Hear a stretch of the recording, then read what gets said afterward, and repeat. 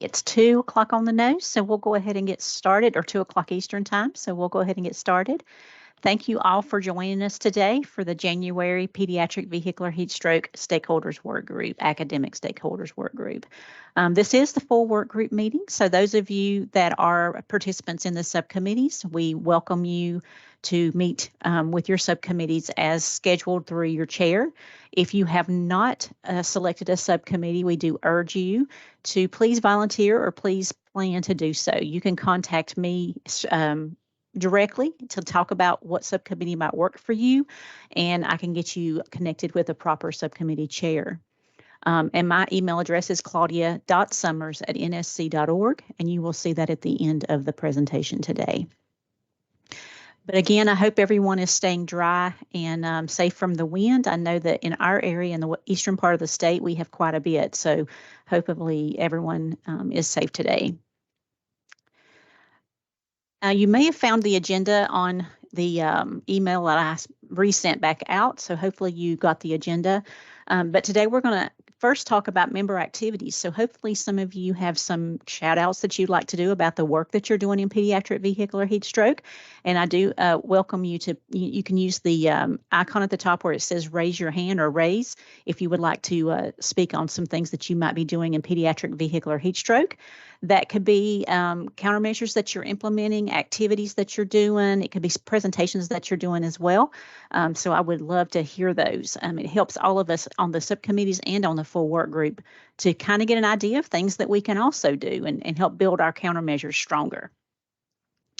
Does anybody have anything they want to talk about at all about their work? Claudia, and just to clarify, you're talking about separate from this work group. Thank you, Amy. Yes, work that you do in your normal routine of business and work. Jan, you have your hand raised, so go ahead. Well, yeah, unfortunately, the graph there has been updated. There is now a 29th death from last April in Kansas that has come to our attention. So thank you, Jan. That is correct, and I did not update it in time for the meeting. Yeah, that's for that. Understood. Right. Anybody else have anything they want to present or talk about?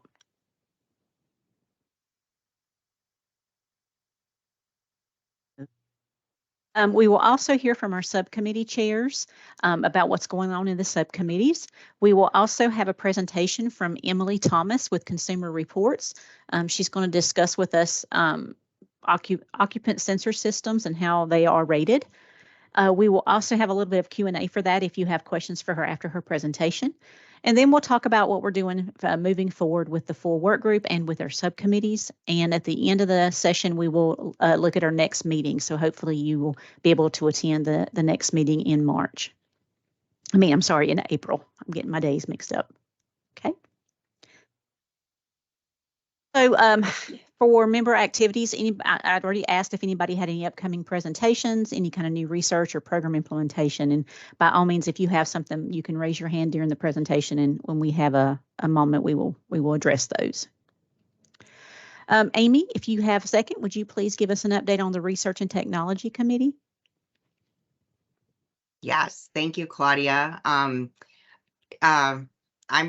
personally, not that it matters, personally, I'm really enjoying meeting with this group.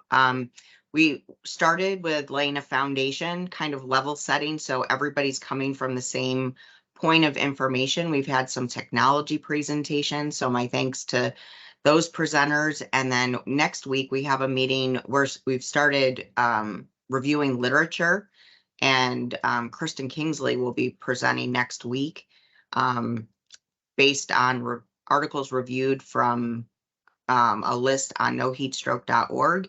And we know that's just only a piece of it, but really trying to chunk out steps so we can get into those action items of developing new countermeasures. And we're just can keep on keeping on. I don't know if anyone has any questions about that. Very quiet group today. All right. The communications subcommittee is led by Katie Mueller with the National Safety Council. Katie had a doctor's appointment today and she could not attend. So she wanted me to let you know that the communications subcommittee has been working on key messaging as well as a communications calendar where each of the members of this full work group can contribute messages and events. And they're also supporting the legislative subcommittee in their efforts as well in developing countermeasures as well. So, and Katie apologizes for not being present today. And then the Legislative and Policy Subcommittee, which is the subcommittee that I chair, we have decided to work on a model legislative document to help to promote to states to help them develop model legislation in relation to pediatric vehicular heat stroke prevention. And so anyone that is interested in contributing to that, we would love to have your input. You can, if you don't necessarily want to join the subcommittee, you could always send correspondence to me personally, and I will present it to the subcommittee for consideration for the entry into the countermeasure. But we had just started working on that document, and we are in the process of collecting input from each of the members as to what they want to see in that model document. So that's kind of what we're working on in the legislative subcommittee. Any questions on any of that? Janet, yes, please go ahead. Jeanette, I'm sorry. You're muted. You're muted, Jeanette.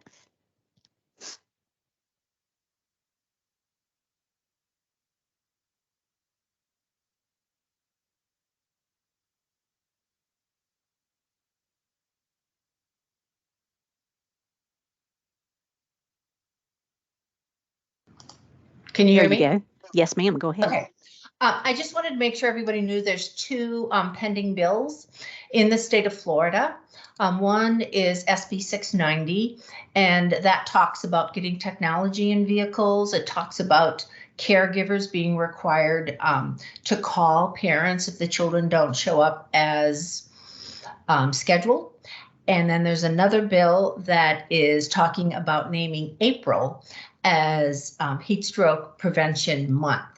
So those are two different bills. They have been introduced in Florida, two different reasons, but I thought everybody would want to know about that and hopefully will want to support their efforts. Thank you for that information. That's wonderful news. And I know Amy will be looking forward to presenting that with her group as well. Yeah, Claudia, if you don't mind, I was just going to ask Jeanette, do you mind putting links to that information in the chat? Like the bills? Do you have links to the bills? Yep, no problem. Thank you. I'll probably, how about, well, I can do that now. I think I can listen and do that. Let me try. And Joseph Coella, he had let us know that the Lifesavers conference will have a PVH session that is being planned, and he has put in the chat function there if you would like to look at the information he's provided in the chat function. All right, thank you, Jeanette. All right, so Emily, are you on? I see you there. I wasn't able to meet with you prior to the session, so do you want to control your slides or would you want me to control them? I can control them. Okay. I'm going to stop sharing so that you can present.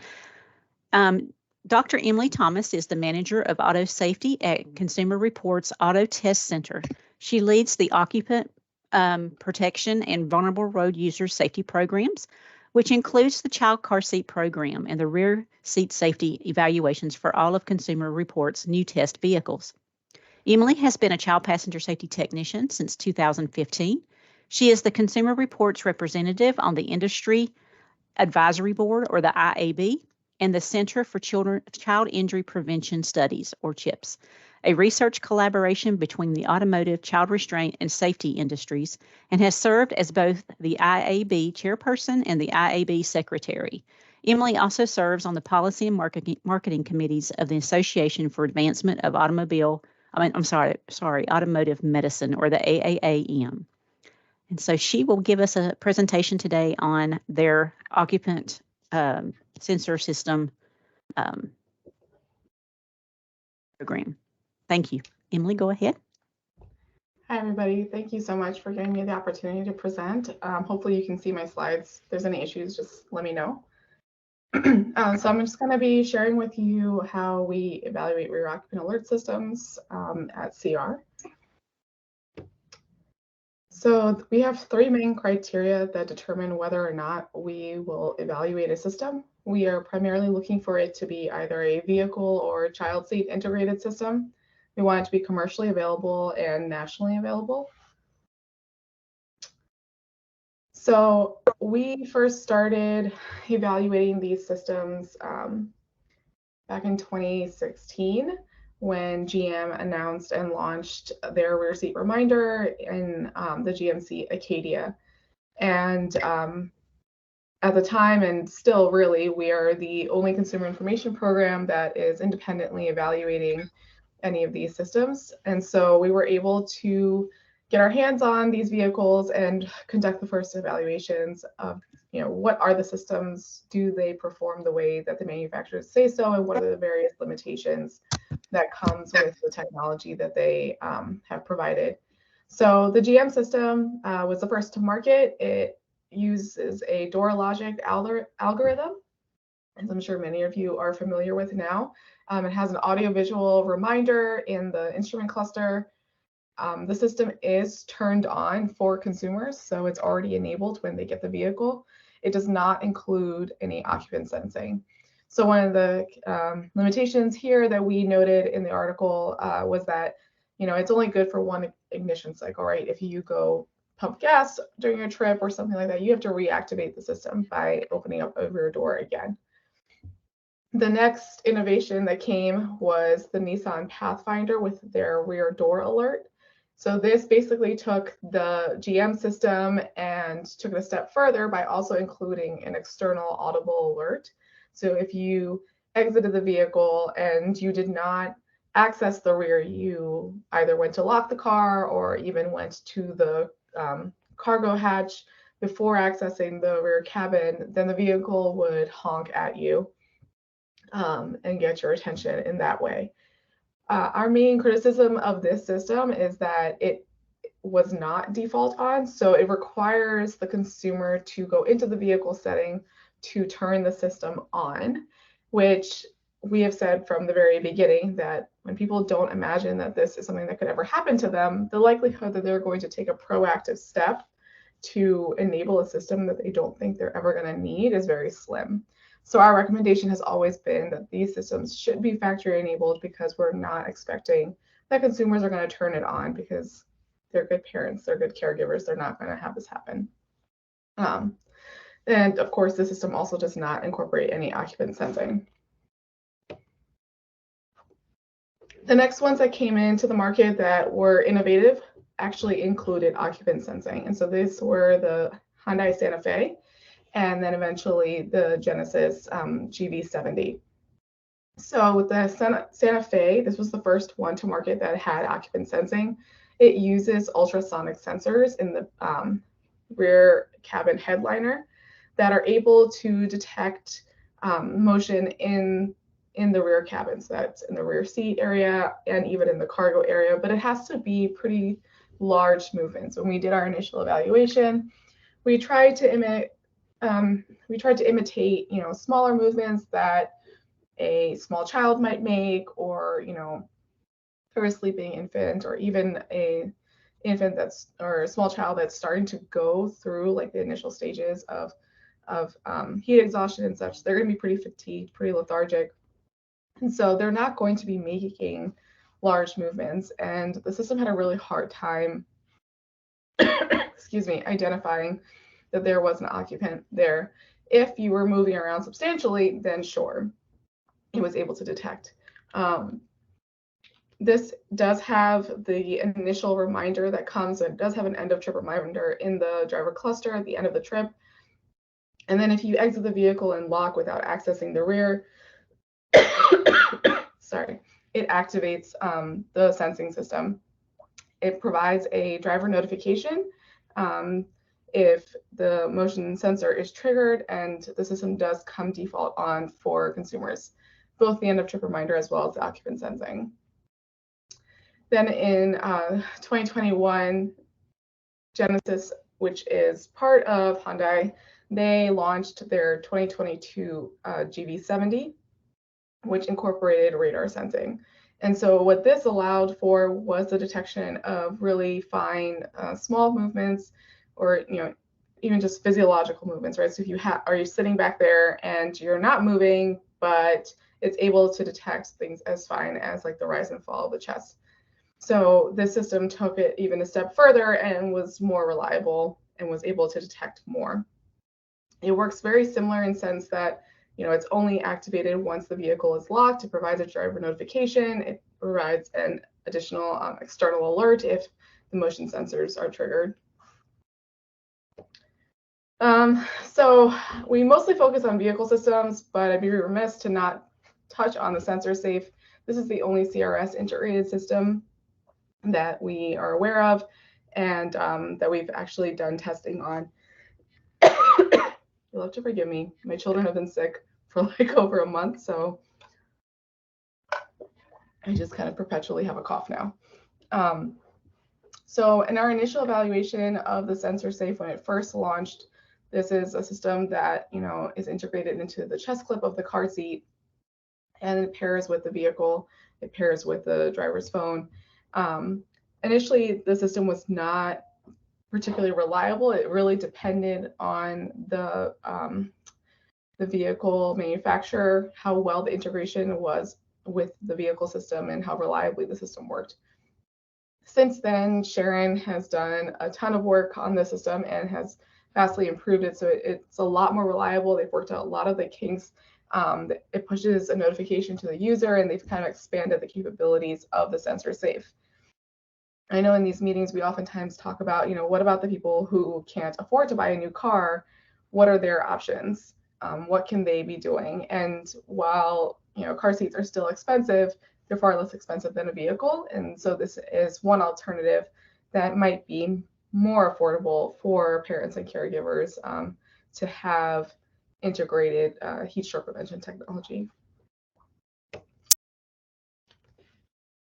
So a few years ago, Consumer Reports launched our rear seat safety score. And just to touch on the fact that our rear occupant alert evaluation really falls within our rear seat safety score. So we have it under the child safety rating, and we're looking at the presence and absence of the system as well as its performance. So the gold standards for our evaluation are a standard factory-enabled end-of-trip reminder, rear occupant sensing, and gate access prevention. We're not seeing much in terms of gate access prevention, but we have it as part of the evaluation in case we do come across technologies or provisions in the vehicle that would make it difficult for someone to access the car if there's, the keys aren't there, there's no one else there, right? So some vehicles, what they do is the moment that you leave and you have the keys with you, the car automatically locks. So it does make it harder for a child to gain access to the vehicle and then get trapped there. So starting off with our end of trip reminder evaluation. So for the presence of the system, it has to be standard equipped and factory enabled. This is new for beginning with model year 2024. Previously, it just needed to be standard equipped. We did a deduction if it was not factory enabled. Now, however, we're moving to, in order for you to get any points at all, excuse me, in order for you to get any points at all for having an end of trip reminder system, it has to be both standard equipped and factory enabled. Otherwise, you lose all the points for that entire section. And so we're hoping this will incentivize the few manufacturers remaining, I'm so sorry, that keep their system factory disabled to move to a factory enabled system so that they essentially are not losing the entire rating for the rear occupant alerts, which will drive their entire rear seat safety score down as well. We evaluate the system to see if it's a multimodal system. We're looking for it to be both visual and audible. And we look for an external audible alert as well. The idea being that really my injury prevention brain is like, how do we kind of create interventions every step along the way, basically. So as it currently stands, right, you first get your end of trip reminder in the driver cluster. Okay, that's one intervention before you even left the vehicle. Now you've left the vehicle and, you know, things happen in that few minutes or a few seconds or whatever. Something else triggers your brain. You're already thinking about something else. How do we intervene again? So that's where something like that additional external audible alert would come in.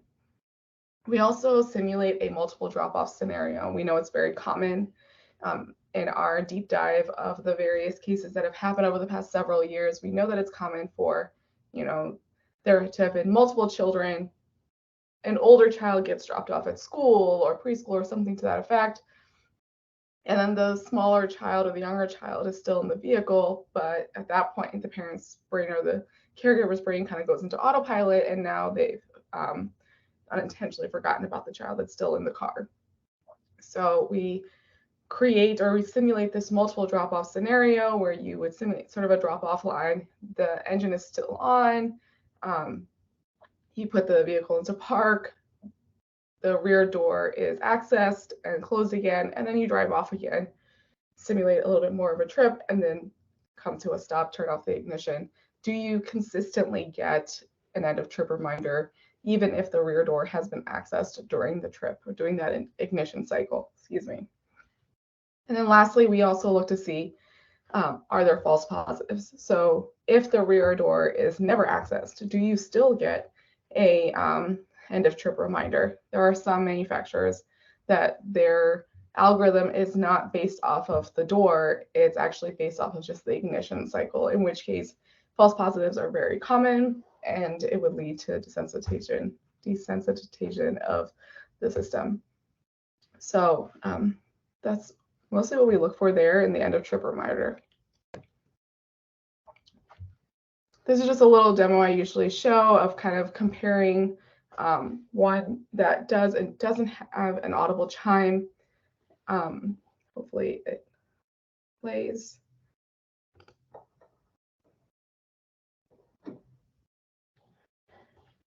So I don't know if there was something I was supposed to press that would allow for volume or not, but essentially on the right side here, this system does not have an audible chime.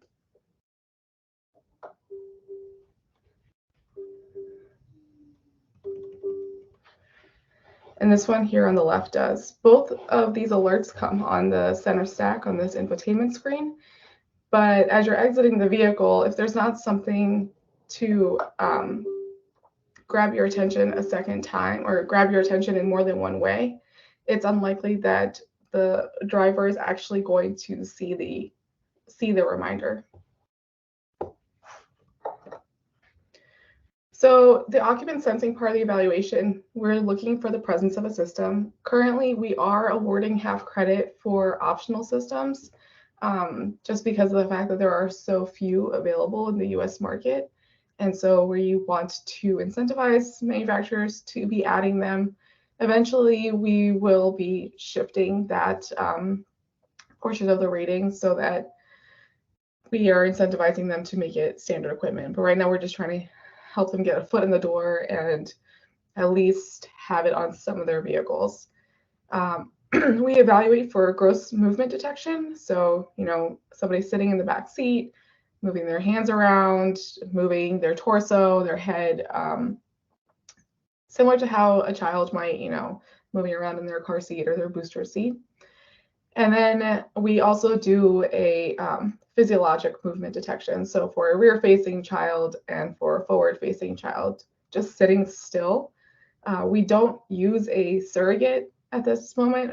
We don't have access to a surrogate dummy. We're in the process of kind of just learning more and evaluating what our other options might be. So all of our testing is done in a climate-controlled shop. And so we are able to test with children, mainly my children. My oldest is kind of getting too old for it, but they do help out with the occupant sensing testing. We also look to see if there is driver notification pushed out to them through the telematics app. if it is available, it has to be set to default on for the notification. The owner shouldn't have to go into the app, find the settings, find where the rear occupant alert notification is, and then turn on the push notification for it. I think it's better if they just have to turn it off rather than have to turn it on. Again, with the same mindset that, you know, people are not going to be looking for this. They're not going to think that it can happen to them. So why would they turn the system on? And we also think that it should be subscription free. So many of the telematics applications, you know, you have to pay in order to get the notifications and get the system alerts. We don't think that safety alerts should fall under a subscription. We think that this should be free to the users. So unless it checks off both of those boxes, they don't receive any credit for having a driver notification. Similarly with the emergency contact, if the motion sensing is triggered, that it would notify your designated emergency contacts or 911 as necessary. So you can find information about new models on our website on the vehicle model pages. So under the ratings and specifications, we have a rear seat safety section that's there under driver assist and crash protection. And it outlines for free the rear seat safety scores, which is broken down into our overall score, the child safety score, which the rear occupant alert evaluation is part of, and our rear occupant protection scores. And then we also have these spec information available about what type of rear occupant alert system is available in the vehicle. We've heard from many of you over the years that there's a lot of confusion about what their car is equipped with. They think they might have occupant sensing, but really all they have is the end of trip reminder. So we took all that feedback into consideration as we designed this aspect of our website to really ensure that it's made clear for consumers that are, you know, researching their vehicle what their car does and doesn't have. There's also iText available for each of those for the end of trip reminder and occupant sensing, that if they hover over it, it tells them what the system is capable of, right? Like what you can expect. An end of trip reminder is going to give you an audio visual alert,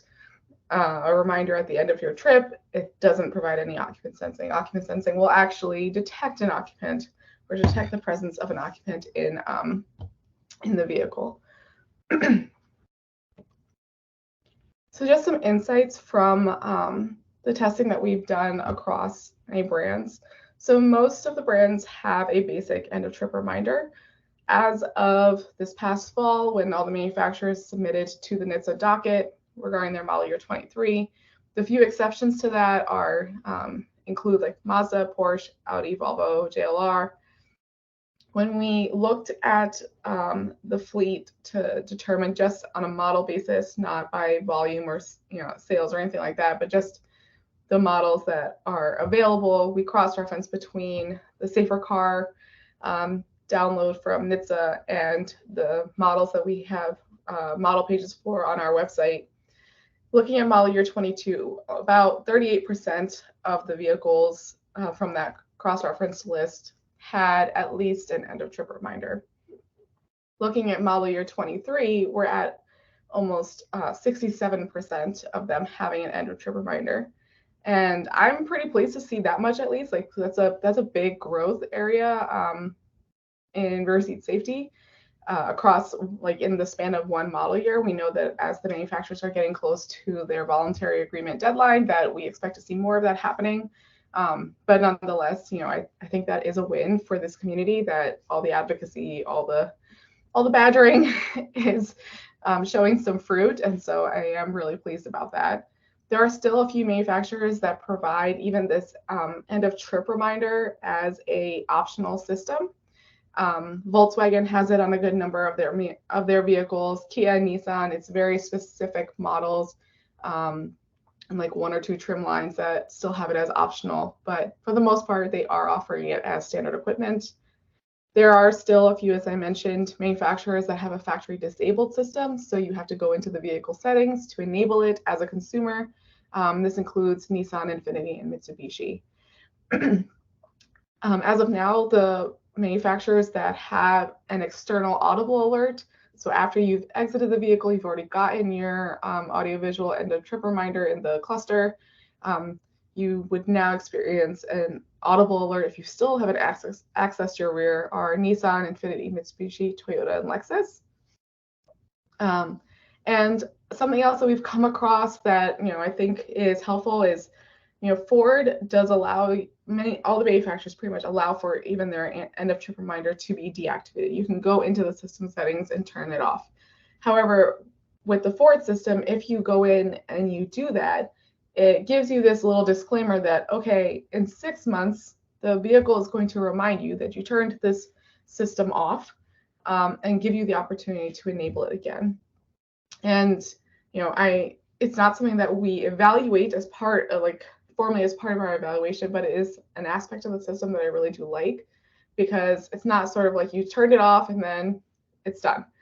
You're never going to remember about it. A lot of things can change in 6 months. Your lifestyle might change, your family might change, etc. And so it does prompt the user like, hey, you turned this off, but maybe you need it now. Do you want to turn it back on? So I do think that that is helpful.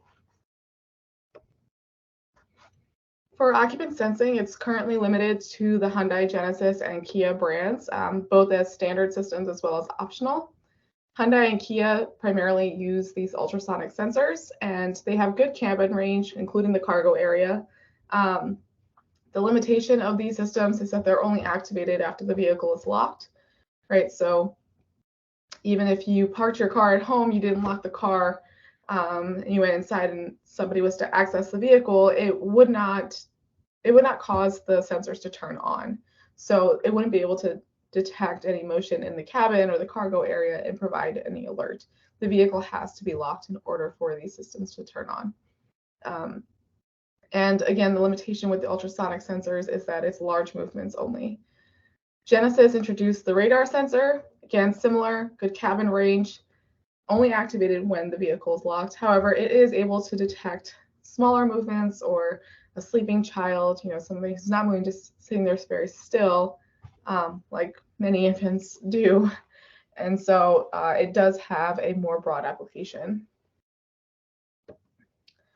So coming to the market, there's a couple of vehicles that we've heard about that should be coming to market in the next model year. One is the Volvo EX90, and these include occupant sensing. So in reading the press materials about this vehicle, the ability to lock the vehicle would be contingent on whether or not the vehicle detects that it has an empty cabin. So it's using radar sensors to determine, are there any passengers remaining in the car when you go to lock the car? And if it does detect that there are passengers there, it won't let you lock the vehicle. It can also provide a temperature adjustment, like climate control, if occupants are detected in the vehicle after it's been locked. I believe after it's been locked. Don't quote me on that wording. I have to check the release again. There's also a Mercedes-Benz CLA coming to market that is going to utilize multiple sensors. Breathing sensors, cameras, temperature sensors, they're all kind of working together at various intervention points to detect whether or not there is occupants in the vehicle, are they children, and then determining the temperature of the vehicle. It will provide an alert at ignition off, like, hey, you still have somebody back there. If the temperature within the cabin exceeds a critical point, then it will begin to do a temperature adjustment using the climate system to adjust and control for the vehicle to be at a safe temperature. And I think that is all I have for now. If you have any questions, I'm happy to take them. And here's my contact info.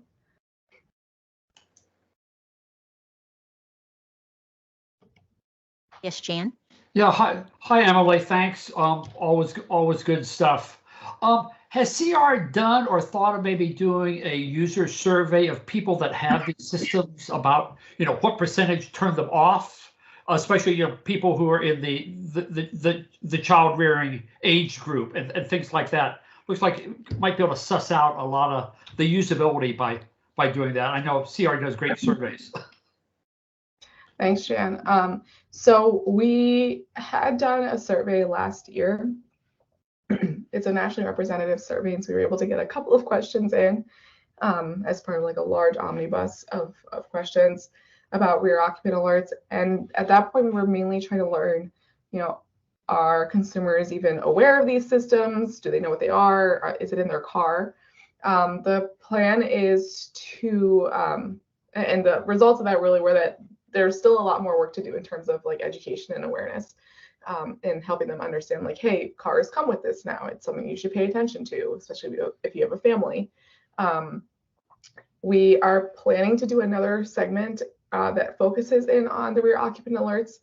I have a very limited number of questions that I can ask, and you have to like set up the section and set up the questions, which eats into your questions as well. So I haven't done it yet. I haven't put out the next survey yet, but that is something of interest to us. Like, how many of them are using it? Are they turning it off? Like, what are their feelings about it? Because we hear people saying things like, "Oh, this is really annoying," or this, that, and the other. Or, we think that our consumers are going to find this annoying. The main feedback that I've heard from like Nissan as to why they won't factory enable their system is like, well, we don't want to embarrass our consumers, or we don't want to annoy them. And I have thoughts, but but like, we don't know, is that what actually consumers would feel? So we do have plans to ask a few of those things. I probably won't be able to ask everything I want in one shot, so bear with us as I try to get the answers that we're all curious about, but thank you. That's a good one to ask. Alok? Hi, this is Alok. Emily, how are you going to expand your assessment of systems that cover intentionally left or knowingly left cases? That's a good question. We haven't addressed that yet. We've mostly been working with the majority of what's happening, right, which is the unintentionally left behind. I know with the knowingly left behind, if it's systems that, if it has an occupant sensing, right, and they're knowingly left behind, it'll still activate. So, if the vehicle gets locked, it would still activate.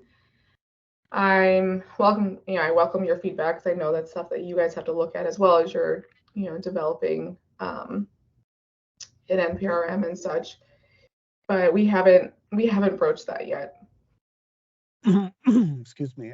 There are many things you can do. It depends on how assured the system is of any false positives and stuff. I guess a system could annoyingly keep alerting, have outside alerts, and start sounding the vehicle horns and lights. And there are different things, and I'm wondering if you guys have formulated any plan to address. One could also alert, emergency services or other, caregivers that have been added to the call list or something. So, Thank you. yeah. Any other questions? I think there was some in the chat, maybe. I just see things keep popping up. I don't know if There was communication about car seat specific countermeasures. They discussed that Duna had a product that is a addition to the car seat, and that Baby Arc is a new car seat brand that has come out with a sensor-based forgotten child alert that's integrated into the seat.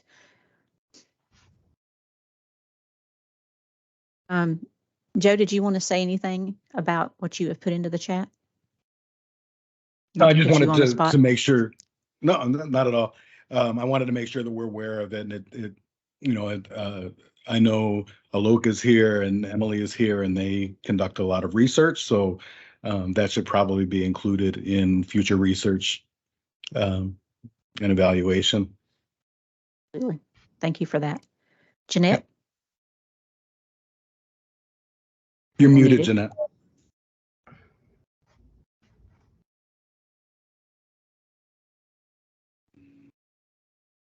There we go. Emily, I'm just wondering, because I've seen some emphasis here about temperature control, and it's kind of interesting that they're looking at that from that standpoint, because the temperature could be fine for a 6-year-old, but it could be too hot for a 6-month-old. And, there's so many reasons children shouldn't be left alone in vehicles. What do you feel about the aspect of them tying into temperature at all? So I don't see it as being a solution. I see it as more as like an interim, like intervention, right? So until, like, I wouldn't want to see it. We've, in many other discussions, it's come up like, oh, well, maybe the vehicle could turn back on and start the AC, or maybe it could crack a window or something to help, help alleviate the heat sink that's happening in there, right? And so again, I have my injury prevention brain on, right? Like, then I see that as like, hey, here's an intervention that can help to slow down the process, help mitigate, but I don't see it as an end solution. So I don't think, even if, part of this testing is it rapidly evolves, right? So, when I first started evaluating the systems, the most I had to do was just kind of open and close the door. Now I have to figure out how to actually simulate movement in the back seat and such. And so the manufacturers are keeping me on my toes. And I think that we'll have to, once we get these cars, we'll have to figure out how do we incorporate that into the evaluation, the use of these various different sensors.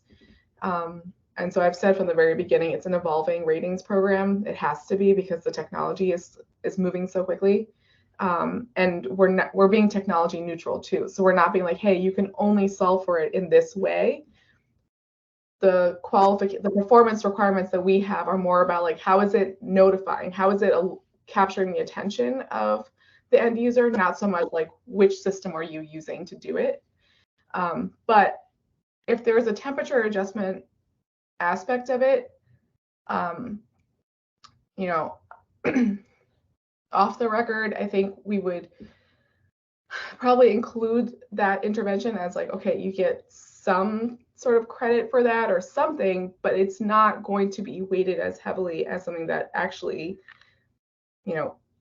prevents it from happening altogether, right? Like, everything, the way I'm seeing the systems, or the way the lens that we're using, is kind of like, how do we stop it before it happens? Which is why, like, the end of trip reminder, the external alert, really occupant sensing after the vehicle is locked, to me, it's like that's alerting, but it's not really stopping it from happening anymore, right? If you're having occupant sensing before the vehicle is even locked, I'm curious how this Volvo system is going to play out. Then to me, that's a step better, because you're already at the point where the person hasn't walked away from the vehicle yet. So I see it as more of an intervention, and it would be part of the evaluation, but I would not be weighting it heavily, because it's not solving the problem. It's not actually preventing it from happening. Now, I agree with that thought process, and we try to kind of guide people against that, only because when people think about that, their idea is, oh, it's okay to leave someone because the temperature will take care of them, sort of like the dog mode by Tesla. And so I was just surprised to see that some manufacturers are putting that as part of their intervention. But I see what you're saying. At least it maybe can delay something. Right. I wouldn't want to discourage manufacturers from using that. I can understand us not placing it, like us as a community, not placing an emphasis in our education about like, oh, hey, cars will adjust temperature, so you don't need to worry about it anymore, right? You can leave your kids wherever you want. Like, that's certainly not the messaging that we want to convey. But from a manufacturer's standpoint, if they have a mechanism by which they can prevent like the body from getting to those heat stroke stages, like a lot of the stuff that we're talking about is how do we even prevent the child from being left, right? How are we preventing the child from being unattended? From their standpoint, how do they prevent, like, the things that are in their control is what the car can do. And so if the car can keep the environment controlled and safe from like a physiologic standpoint until there is, like a human being intervention until the child's taken out, emergency services arrive, something, then I think that that's a good step in the right direction, right? I wouldn't want us to be like, nope, don't touch the temperature. You have the ability to do so, but don't make it better, right? I don't think that's the right messaging either to the manufacturers. So I understand what you're saying in terms of how we explain the systems to consumers, but when it comes to like what implementation the manufacturer are doing, if they have a way to cool the vehicle down, I think that's great, because if that means the difference between, you know, death, then I think we certainly want to encourage that.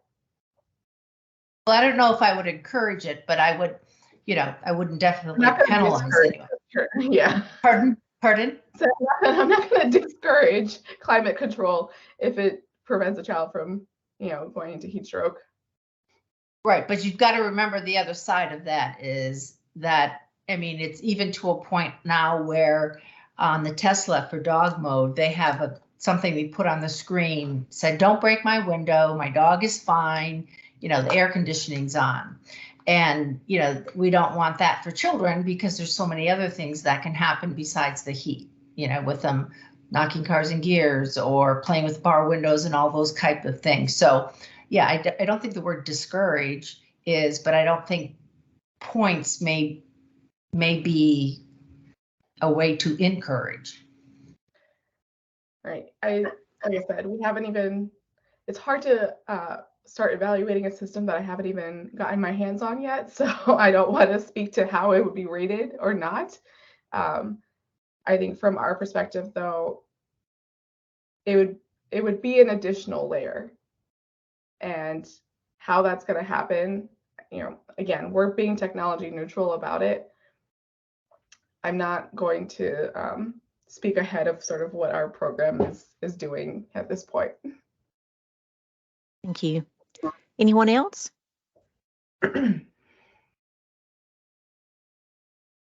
Right. So before we move forward to closing out the meeting, I wanted to show you what Jeanette had put into the chat for us as far as the Senate bills that were created in Florida. So I just wanted to show you in case you did not see in the chat function. The one link is actually Senate Bill 690, and then the second link is actually the Florida Senate Bill 554. So those are there for you to use, bookmark however you feel necessary. And those of you that are in the legislative subcommittee, it would be good to look through those to see how you would like to possibly incorporate some of that into that. So as we look forward with the Pediatric Vehicular Heat Stroke Academic Stakeholders Work Group, just remember that National Heat Stroke Prevention Day is May 1st. We will meet one more time as a full work group prior to that. And if anyone would like to try to decide what we would like to do to make a presence for National Heat Stroke Prevention Day, please forward me any ideas that we could do, or we can present them to each other in April. That'd be a little bit close to the date, so I would like to have information from you prior to that. Just remember that Lifesavers 2024 is coming, and we will have a presence there with the Pediatric Vehicular Heat Stroke. And then also for those of you that are in the subcommittees, please continue to work with your subcommittee groups. If you have not been receiving notifications, please let me know. Again, if you would like to join one of the subcommittees, I would love to put you on them and connect you with the proper chair. And again, my information is on the next slide so that you can contact me. Our next meeting will be April 23rd at 1 p.m. Central. Again, there's my contact information in case you would like to discuss anything with me. I appreciate everyone's time today, and you get back at least 12 minutes of your day. And I look forward to seeing you either in the subcommittee or at the next meeting in April. Everyone have a great day. Thank you. Bye-bye. Thanks, Claudia.